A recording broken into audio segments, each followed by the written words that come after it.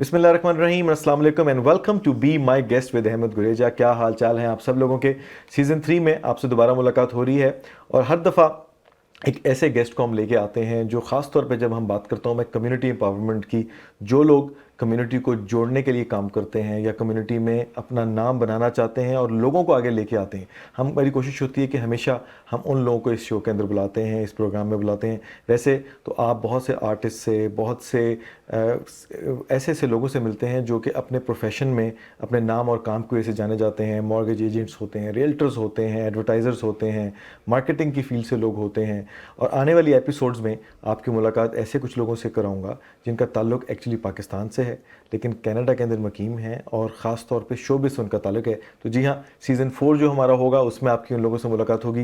लेकिन आज जिनको हमने यहाँ पे दावत दी, वैसे तो हमारा क्राइटेरिया होता है कि हमने देखना है कि वो लोग यहाँ पे आएँ जो कि कोई ना कोई बेनिफिट करें लोगों को। जब हमारी डिस्कशन हो तो लोग जो सुन रहे हैं उनको कोई फ़ायदा हो और कोई ऐसी एक हैपनिंग हो जिसके लिए सब उसमें बढ़ चढ़ के हिस्सा लें। तो जी हाँ, ऐसे ही हमारे दोस्त जिनको हमने बुलाया काफ़ी दूर से जो है वो आए आज ड्राइव करके हमारे पास हमारे इस प्रोग्राम में, जो कि कम्युनिटी में वैसे तो अपनी प्रोफेशनलिज्म की वजह से, अपनी एक बहुत बड़ी क्रेडिबिलिटी की वजह से एक बहुत बड़े इदारे के साथ वो जुड़े हुए हैं तो उससे जाने जाते हैं।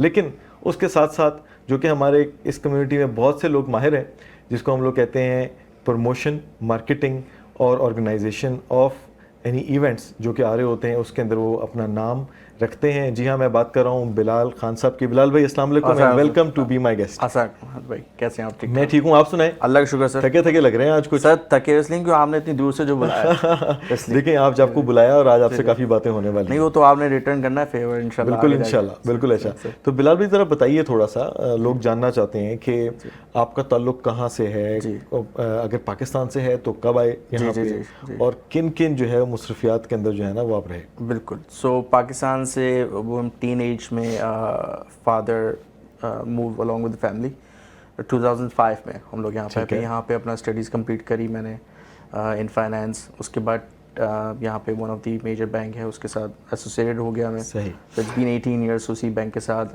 इन द फील्ड ऑफ फाइनेंसिंग। और आजकल जो हॉट फील्ड है रियल एस्टेट की, उसमें हम ऑन द अदर साइड होते हैं। हम रिस्क एनालिस्ट, ठीक है, क्रेडिट रिस्क मैनेजर, सही, on the other side of the fence. So we look at things, how things are going, is it working well और नॉट। बस वो होता रहा। फिर इसके साथ साथ हमने 2008 में लाइक एनी टीनेजर लाइक होते हैं कुछ ड्रीम्स होते हैं कि यार कि इवेंट करते हैं, कोई रॉक बैंड को बुलाते हैं इस तरह। सो बैक इन 2008 हमने करा था जिसमें हमने जल बैंड को यहाँ पे इनवाइट करा था। तो 2008 में आपने इस काम की तरफ आ गए? इस काम की तरफ आ चुके थे और आ चुके थे। और इस टाइम कितने साल हो गए आपको टीडी के साथ? टीडी के साथ 18 साल हो गए। 18 साल में। तो वो जो हमारे जो दोस्त हैं ना जो देख रहे हैं, वो जो मॉर्गेज के लिए परेशान होते हैं, तो इनको आप देख लें, इनको पहचान लें। जो एनालिस्ट है ना, क्रेडिट एनालिस्ट, जिसको आप अंडरराइटर भी कहते हैं, ठीक है, ये वो दोस्त हमारे यहाँ बैठे हुए हैं। तो आपकी अगर फाइलें डिक्लाइन हो रही है तो आपको पता है किसको फोन करना है। वो हम ही कर रहे हैं। तो यही करते हैं। तो टीडी में जरा ध्यान से आपने जाना है, सोच समझ के आपने जाना है। अच्छा, चलिए थोड़ा इधर बात करते हैं। आजकल मॉर्गेज की थोड़ी सी बात करें। जी बिल्कुल। और ओवरऑल क्रेडिट वर्थनेस की बात करें तो आपको पता है कि it's getting tougher every day. In that case एक फर्स्ट टाइम होम बायर बेचारा वो क्या करे? देखिए, एक तो वर्ड फर्स्ट टाइम होम बेचारा बिल्कुल नहीं है। अच्छा, बेचारा नहीं, बेचारा पैसे वाला होता है वो। नहीं, बेचारा इन द सेंस कि अगर आपकी वर्किंग हुई भी हो, देखिए हाउस बाइंग एक पूरा प्रोसेस है। एक दिन आप सुबह उठे कह रहे हैं मुझे घर बाय करना है, ऑब्वियसली आप बेचारे हैं। लेकिन एक बहुत सारी चीज़ें हैं जिसमें आपकी, अगर आपने आरएसपी में कभी कंट्रीब्यूट नहीं किया तो आप उसमें वहाँ पैसे डालें, उसमें ठीक ठाक रिटर्न आता है। मैं आपको अपनी पर्सनल एग्जांपल दे सकता हूँ, मेरे ठीक ठाक रिटर्न आया। अब तो उन्होंने 60,000 उन्होंने दे, एग्जांपल दीजिए।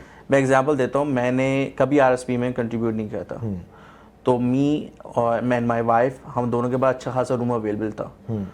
तो जब हम उसमें, मैंने अप टू 35,000 हमारी मैक्सिमम लिमिट थी कंट्रीब्यूशन की, तो हमने कराया वो। और हमें वहाँ से तकरीबन, मुझे रिटर्न आया है 20,000 का, वाइफ को रिटर्न आया इतना। सही है। उसके बाद साल में सर उसी वक्त। अच्छा। आप, मैंने 35,000 लमसम करा था। जैसे ही मैंने इरादा कर लिया कि जी अब मैंने घर लेना है, तो मैंने फर्स्ट टाइप यही लिया कि अपनी डाउन पेमेंट कैसे इंक्रीज़ करूं। ठीक है। तो डाउन पेमेंट आप वहाँ से इंक्रीज़ कर सकते हैं। आप फर्स्ट टाइम होम बायर हैं तो सबसे पहली चीज़ ही आपने RSP कंट्रीब्यूशन करनी है अंडर होम बायर्स प्लान, ठीक है, जो कि यहाँ पे बहुत से लोग नहीं करते, जानते नहीं है, जानते नहीं है। जी, तो मैं चाहता हूँ इसको थोड़ा सा आप लोगों को एलिब्रेट करें और बताएं कि ये प्रोग्राम वर्क कैसे करता है। सो बेसिकली ये है कि अब तो गुड न्यूज़ ये है कि अब यहाँ से आई थिंक जून से गवर्नमेंट ने इंक्रीज़ कर दी है RSP contribution limit up to 60,000। जब मैंने लिया था अंटिल लास्ट ईयर वो 35,000। उसमें होता है कि जब उसमें कंट्रीब्यूट करते हैं तो आपका जो इनकम टैक्स गवर्नमेंट ने काटा होता है obviously go in the lower bracket, they will give you the return for X many years. Correct. अच्छा, उसके साथ होता ये है कि उस साल के लिए क्योंकि आपकी इनकम ब्रैकेट लोअर हो गया, आपके जो दूसरे बेनिफिट जैसे एग्जांपल CCB बेनिफिट वो इंक्रीज कर जाता है बहुत ज़्यादा, क्योंकि आप लोअर ब्रैकेट में आ गए। उसके बाद फिर आप वो 90 डेज़ के लिए आपने उनको वहाँ पे पैसे रखने। असल में तो ये बेनिफिट तभी आप लेंगे जब आपकी एक्चुअली इनकम हाई है और आप उस इनकम को लो कर देते हैं अपने पैसे को वहाँ डाल के। नहीं, ज़रूरी नहीं है। देखिए इनकम इतनी तो होनी चाहिए ना घर लेने के लिए, जो मतलब आपकी 70,000। सेल्फ एम्प्लॉयड का तो गेम डिफरेंट होता है ना। सेल्फ एम्प्लॉयड का गेम डिफरेंट है, लेकिन सेल्फ एम्प्लॉयड के पास भी ऑप्शन है, क्योंकि सेल्फ एम्प्लॉयड में भी डिपेंड करता है ना कि कितना विड्रॉ कर रहा है अपनी सैलरी। हाँ, वो और किस तरह कर रहा है, इधर के वो जी एज अ लाइन 135 पे इनकम विड्रॉ कर रहे हैं, या वो लाइन 101 पे अपनी सैलरी इनकम डिक्लेयर कर रहे हैं अपने आप को। तो बहुत सारी चीज़ें। तो ये है कि फिर आपको बताऊंगा। लेकिन बहुत अच्छी इन्फॉर्मेशन है, खासतौर पे वो लोग जो कि RSP को यूज़ नहीं करते। गवर्नमेंट का बड़ा ज़बरदस्त प्लान है, बहुत ज़बरदस्त। खासतौर पे जो लोग एम्प्लॉयड हैं, जॉब्स के अंदर हैं, एक बड़ा अच्छा तरीका है पैसा सेव करने का और पैसे के ऊपर अच्छा रिटर्न लेने का, specially for the first time home buyer. तो एक अच्छी डिस्कशन हुई, काफ़ी अरसे से मेरे माइंड में था कि इसके ऊपर इस प्रोग्राम में डिस्कशन करूँगा। वही मतलब वही वाली बात है आपके यहाँ पे कि जो घर लेना चाह रहे हैं उनके लिए इस वक्त बेस्ट अपॉर्चुनिटी है to invest into a builder project. Don't go for resale. Realtor तो नहीं है ना सर, रियल्टर बिल्कुल भी नहीं है, लेकिन मेरा काम करने दें सर। आप करें अपना काम करें। मतलब कहने का मकसद ये है कि फिर वो जो गैप हो जाएगा उनका इतना, उनको जो अच्छा खासा 2 साल 3 साल मिल जाएंगे, दे कैन। बिल्कुल जी, देखें जब इंटरेस्ट रेट हाई हो तो आपकी ड्राइव क्या होती है कि आपको उस प्रोडक्ट में जाना चाहिए जिसके अंदर आपको राइट अवे एक्स्ट्रा इंटरेस्ट ना पे करना पड़े। तो उसके लिए ख़ास तौर पे इंपॉर्टेंट है कि जो बिल्डर्स प्रोडक्ट है उसको फोकस करें। लेकिन होता है कि हमारे जो सोच है ना उसका बड़ा फ़र्क है। जब मार्केट में एक नैरेटिव ऐसा बिल्ट हो जाता है कि लोग जो है ना डर के अंदर होते हैं, तो उस टाइम उनको ना बिल्डर प्रोडक्ट समझ आ रहा होता है ना रीसेल समझ आ रही होती है। सही बात। तो लेकिन असल में स्मार्ट अप्रोच है कि जब मार्केट डाउन है, इंटरेस्ट रेट बढ़ा हुआ है, तो प्री कंस्ट्रक्शन से अच्छा प्रोडक्ट नहीं है। रिसर्च करें, उसके लिए जाएं, अपना पैसा वहाँ लगाएं, क्योंकि क्लोजिंग 3 साल बाद है और 3 साल बाद गवर्नमेंट शफल हो चुकी होती है, नए रूल्स नए लॉज आ चुके होते हैं और चांसेस होते हैं कि आपको एक तो गेन तो मिलना ही मिलना है, और लेकिन इंटरेस्ट रेट बेहतर होने पे जब आप क्लोजिंग करवाएंगे तो यकीनन वो एक बहुत बड़ा फ़ायदा आपको मिलता है उसका। बिल्कुल।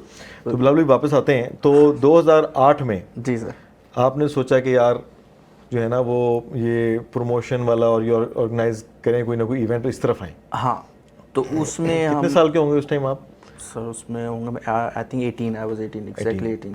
That's very nice. तो अच्छा, तो हुआ ये था कि उस वक्त के बहुत अच्छे प्रमोटर, अब तो वो खैर इस फील्ड में नहीं है, जावेद मलिक साहब, तो उन्होंने हमें चांस दिया हम टीनेजर्स को कि like come join my firm.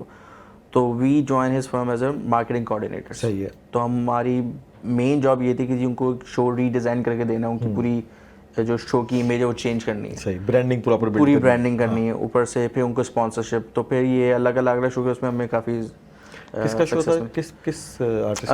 जल बैंड को हमने बुलाया। जल बैंड, उस टाइम आतिफ भी साथ ही होता होगा उस टाइम? नहीं, उस वक्त आते नहीं था, ये लोग सेपरेट हो चुके थे। फरहान इन हो चुका था, इनकी फर्स्ट एल्बम जो है सजनी वो आउट हो चुकी थी। It was a big success, big hit.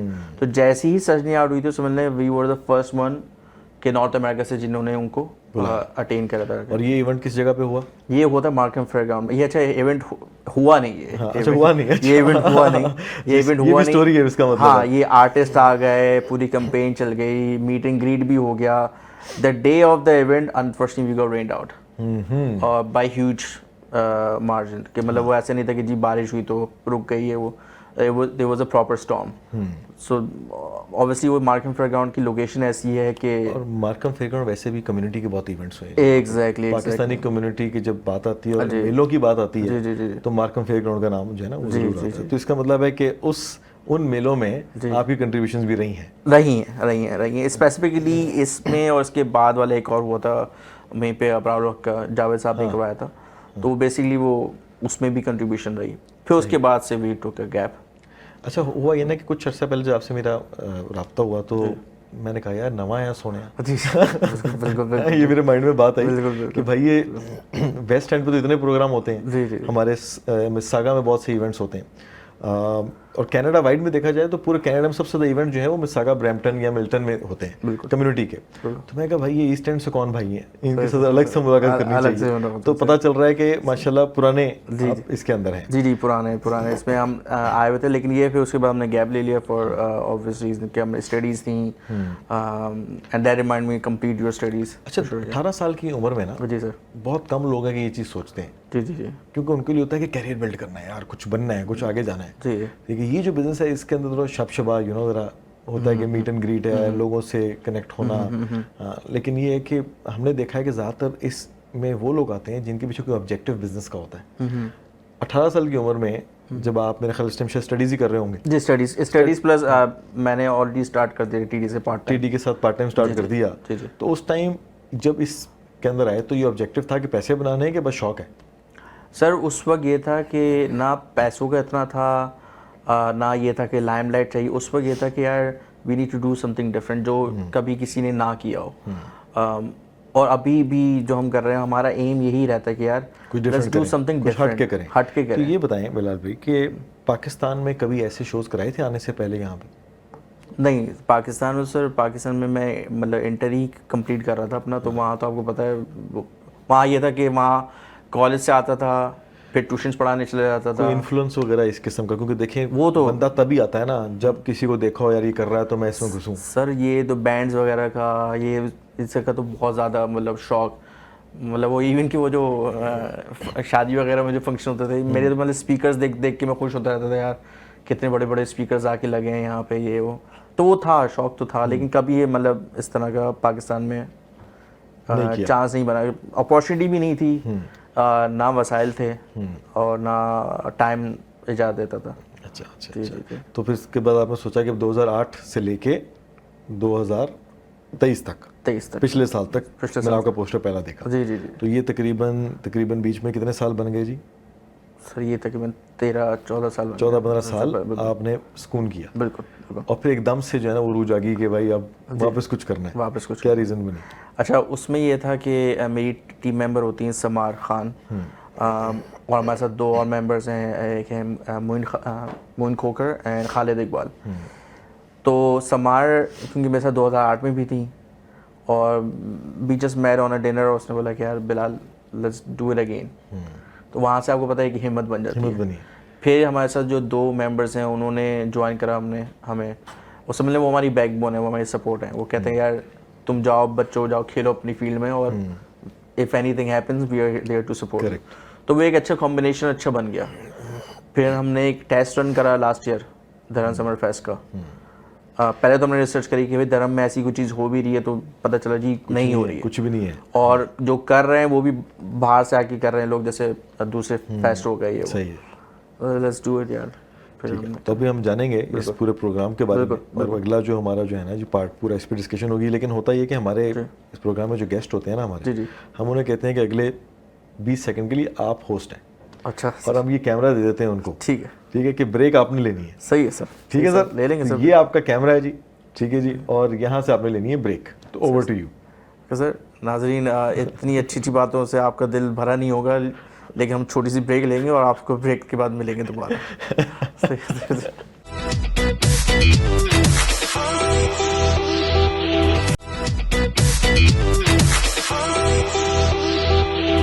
Welcome back to be my guest. और मेरे साथ मौजूद हैं बिलाल अहमद, और हम बात कर रहे हैं कम्युनिटी की हैपनिंग्स की कि क्या होने जा रहा है कम्युनिटी के अंदर।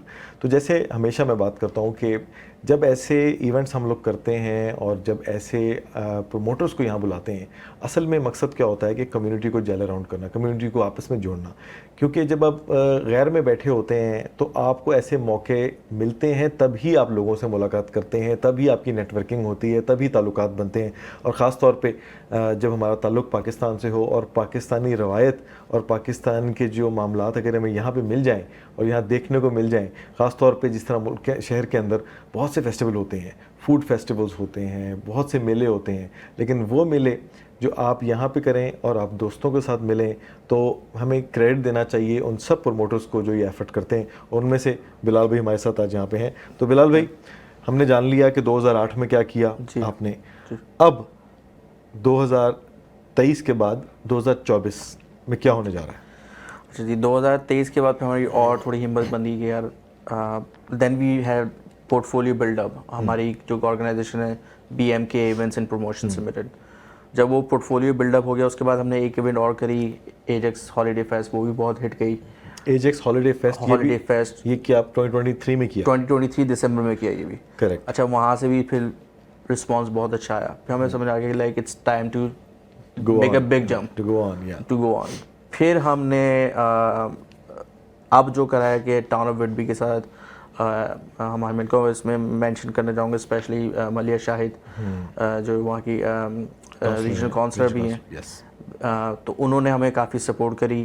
तो अब हमने वहाँ पे उनकी पार्टनरशिप के साथ बहुत ज़बरदस्त वेन्यू अटेन कर लिया।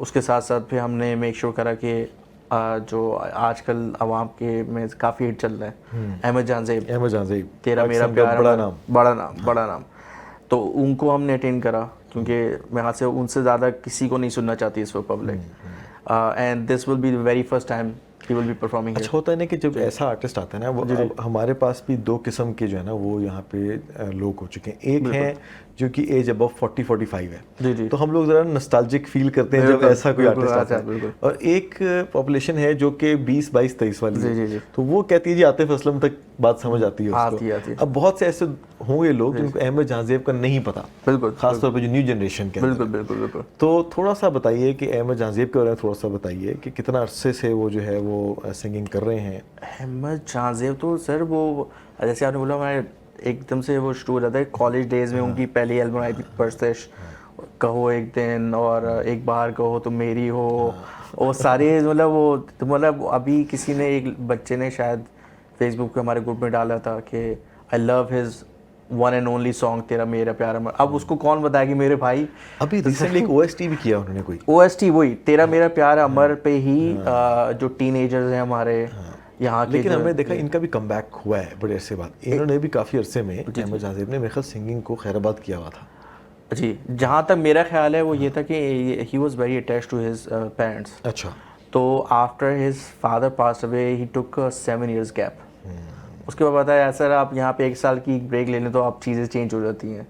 ही केम बैक आफ्टर 7 years, और अब जो इनका जो OST आया है, like I would say what a comeback, what a comeback. So it's a big achievement। मैं समझता हूँ कि आते साथ एकदम से ऐसा ब्लॉकबस्टर OST देना। बिल्कुल। अच्छा, ये भी लाइव परफॉर्मर्स बहुत ज़बरदस्त है, तो आज तक इनकी लाइव परफॉर्मेंस लाइव गाएंगे बैंड के साथ होगा लाइव, और इनका विद बैंड, पूरा बैंड पाकिस्तान से आ रहा है। We did not want leave any stone unturned, so पूरा बैंड वहाँ से ही आ रहा है। सही। पाकिस्तान से आ रहा है, और इनके US में भी शोज़ लाइन अप है, और कनाडा में भी हम इनके नेशनल प्रमोटर हैं। सही। तो हमें इंशाल्लाह बातचीत चल रही है। अब कैलगरी से काफ़ी मैसेजेस आ रहे हैं। तो पूरे कनाडा में शोज होने, पूरे कनाडा में शोज होंगे, लेकिन पहला शो होने जा रहा है जी हमारे पास अगस्त 31 को इंशाल्लाह, अगस्त 31 एंड सितंबर 1। तो मुझे ये बताइए कि जब हम प्रोग्राम आप करते हैं तो असल में सबसे बड़ा हर्डल रहता है स्पॉन्सरशिप्स का। जी। ठीक है, और उसके बाद टर्न आउट, क्योंकि ऐसा आर्टिस्ट जो कि कहते हैं ना कि ऑब्सलीट हो चुका हो और उसके बाद उसका कमबैक हो, वो हर बंदे के लिए कमबैक नहीं होता है, क्योंकि बहुत से और आर्टिस्ट आके वो मार्केट बिल्ड कर चुके होते हैं। तो चैलेंजिंग भी है, कैसा देख रहे हैं? सो चैलेंजिंग तो बहुत है, मतलब आप लोग को फोर्स करना कि जी वेस्ट से उठ के ईस्ट में आए, सबसे बड़ा चैलेंजिंग टास्क है। लेकिन हमने सोचा कि स्टेप बाय स्टेप चलेंगे। पहला टास्क तो हमने इसी तरह वो कर लिया कि हमने टीज़र दिया अहमद जान ज़ेब, और उसका जो रिस्पॉन्स आया है, मैं बड़े बोल नहीं बोलूँगा, लेकिन ये कि उस बहुत ज़बरदस्त रिस्पॉन्स, दिल सेटिस्फाइड है। अच्छा, फिर दूसरी बात ये, फिर टिकट्स के पीछे जी टिकट्स अभी लोगों को मैंने ये नहीं बताया कि जी फ्री है। अच्छा। सही ना? तो भाई ये ब्रेकिंग न्यूज़ ले लें आप सब लोग आज। ब्रेकिंग न्यूज़ क्या है जी कि अहमद जान ज़ेब का शो होने जा रहा है 31 अगस्त और 31 अगस्त को विटवी में। लोकेशन जो है वो हमें बिलाल भी बताएंगे, और होने जा रहा है फ्री ऑफ कॉस्ट। तो ये वो प्रोग्राम है जो कैंसिल नहीं होने लगा शहर में। बिल्कुल। क्योंकि बहुत से प्रोग्राम हमारे जो कैंसिल होते हैं उसकी बहुत सी रीजंस होती हैं। उनसे एक रीज़न होती है कि वो सही तरीके से मार्केट नहीं हो पाता या वो बिक नहीं पाता है। ठीक है, तो इधर you are not spending anything, only जो आप कहते हैं करेज आपने करनी है वो ये है कि आपने वेस्ट से उठना है और बस। ईस्ट में जाना है। अच्छा सर, वो करेज भी हमने आसान कर दिया। ये जो लोकेशन है ये एग्जैक्टली विडबी गो पे है, सही है। तो आप यहाँ से गो लें, आ जाएं, you don't even have to drive. अच्छा अच्छा अच्छा। और हम कोशिश करेंगे कि हम मेट्रो लिंक्स के साथ कोई डील बना लें वाह, कि आपको क्योंकि वो भी एक तरह से हमारे पार्टनर्स हैं, we will be using their parking, सही सही सही। तो they will be helping us with the promotion as well. लेकिन हम उनके साथ कोई डील बनाने की कोशिश करेंगे, नो प्रोमिसेस। लेकिन ये कि एक आसानी है आपके लिए, आपको अगर नहीं गाड़ी में आना ट्रैवल करके। उसके अलावा हमें एक होटल है वहाँ पे, उनके साथ भी डील कर रहे हैं, क्योंकि देखिए ये फेस्टिवल है 2 दिन का, ये कोई कॉन्सर्ट नहीं है। हम चाहते हैं आप सुबह से आए हैं। तो ये बात बड़ा अच्छा आपने क्लियर की कि it's not just a concert, It's just not it's a a festival. तो पूरे फेस्टिवल में होने क्या जा रहा है, और 2 दिन जिस तरह आपने कहा, तो सैटरडे संडे जी बताइए। अच्छा, उसमें ये है कि देखिए आपने काफ़ी मतलब वर्ड यूज़ करा कम्युनिटी, राइट। हमारा ये है कि जब आप कनाडा में आए हैं तो you are living in multicultural correct environment, तो you have to focus on all the communities. तो हमारे जो मेन टारगेट है ना वो इस फेस्टिवल के साथ यही है।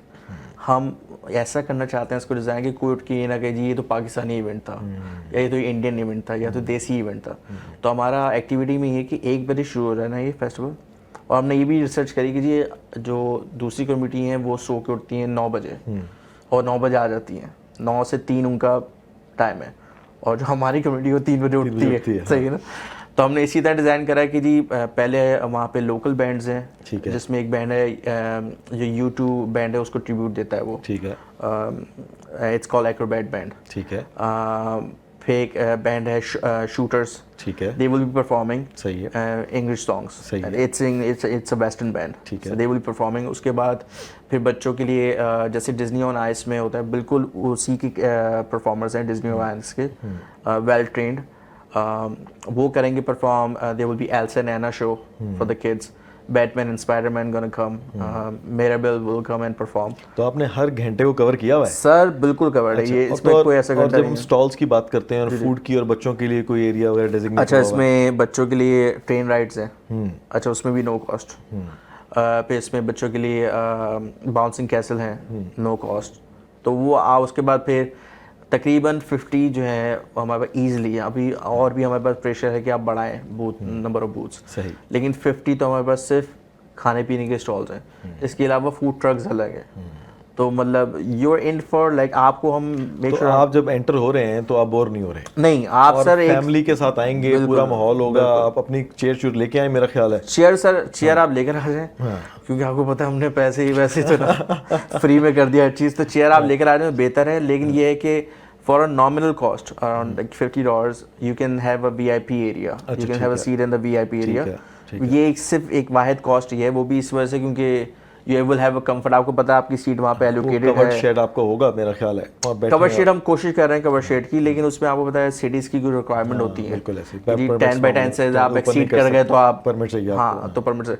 तो हम दुआ करेंगे सर बारिश ना हो, साथ टेंट लिए सर ले आए, बिल्कुल ले आए, क्योंकि रेन और शाइन ये कॉन्सर्ट तो होना है। हमने 2023 में भी there was rain throughout the day. तो पूरी प्रोडक्शन आपकी आउटडोर है, पूरी प्रोडक्शन आउटडोर है ठीक हमारी, है, पूरी डिजिटल प्रमोशन, पूरी प्रोडक्शन होगी, डिजिटल साउंड वगैरह, जनरेटर्स वगैरह ऑन द साइड, पूरी प्रोडक्शन। अच्छा, हमने प्रोडक्शन में भी हमने ये करा, हमने सब कामों में करा है कि हमने जो एक्सपर्ट्स हैं उनके ऊपर छोड़ दिया। एक तो होता है ना वो, आप वर्ड यूज कर रहे थे प्रोमोटर, भाई मैं प्रोमोटर नहीं हूँ। सर हैं आप, नहीं सर, ये मानना पड़ेगा कि हमारे पास बड़े बड़े आके ना यहाँ पे दोस्त बैठते हैं, कहते हैं हम प्रमोटर नहीं है, देखें जो आप पंगा ले रहे हैं ना, ठीक है, ये प्रमोशन वाला है, इसको मैं समझता हूँ ऑन करें सर, चले मैं कर लिया ऑन करें, ठीक है। लेकिन मतलब मैं क्योंकि देखें लोग आपको देख रहे हैं ना, जी। लोग आपको देखें, लोग आपसे एक्सपेक्ट कर रहे हैं, तो ये आपने ऑन करना है कि हाँ भाई हम प्रमोट करते हैं और आप हमारे शोज में आए, क्योंकि हम अच्छा डिलीवर करेंगे। बिल्कुल बिल्कुल, हम अच्छा चलें, अच्छा डिलीवर करेंगे। उसके साथ साथ जो मैं एक मैसेज देना चाहता हूँ अपने पीयर्स को, आपने प्रमोटर बना ही दिया तो यदि जो काम जिसका है उसको देते हैं, let him do his job. बिल्कुल सही बात। तो इसी तरह जीनो होते हैं फ्रॉम 3M प्रोडक्शन, ठीक है,